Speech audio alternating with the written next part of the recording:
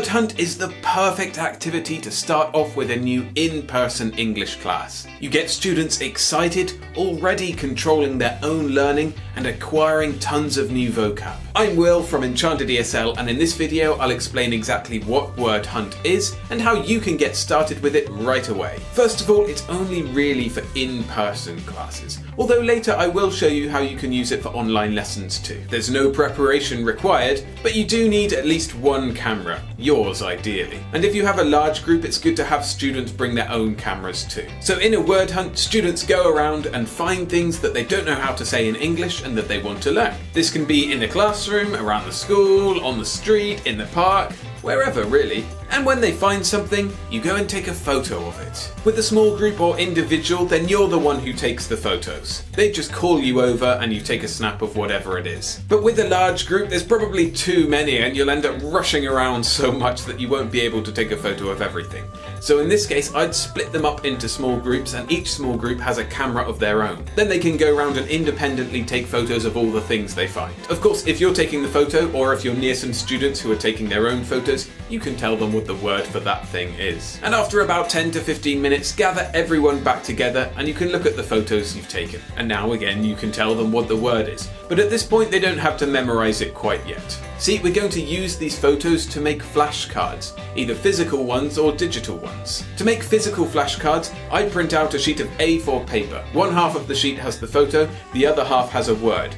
Then you can fold it in half and put it inside one of these A5 plastic wallets. And there you have a cheap and easy flashcard. Or you can use Anki to make digital flashcards and harness the power of spaced repetition. Anki is an app I use all the time with incredible results. To learn more about that, watch my video explaining it. It's up there and down in the description. Anyway, these photos are really great because they're tangible. Students are familiar with them, and that gives them a lot of value. And you can add even more connection by having the students in the photos themselves, either holding up the thing or standing next to it. Kids absolutely love this, and when it comes to practicing the flashcards later, they're much more engaged because they can see themselves in the photo. Just be sure to ask parents' permission before doing this. Sure, you're not sharing them outside of the class, but most parents like to know what's going on. If you're thinking of using Word Hunt and are finding this video useful, go ahead and hit the like button. It really helps this video spread to more amazing teachers like you. Thanks. Earlier I said Word Hunt is only really for in-person classes, but you can use it online, just not in the class itself.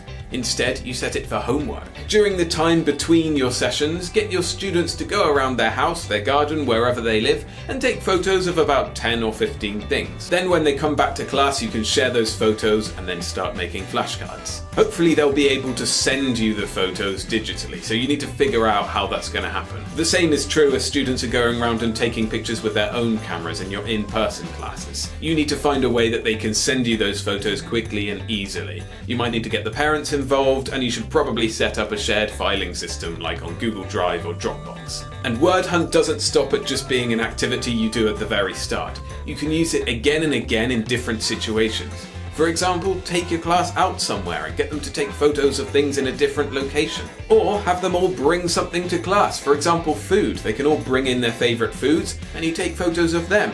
Make them into flashcards with pictures that are much more interesting and engaging than the generic ones you can get online. So be creative with Word Hunt and you'll find loads of different ways of introducing new valuable words. Creating those connections and value with the words is a huge part of my vocab teaching system, which gets students remembering words long into the future. You can find out how that system works by watching the whole series of videos I have on it. The first one about hacking the mind is right here. So go watch it. But for now, I've been Will from Enchanted ESL, wishing you all the joy and success in your teaching. See ya!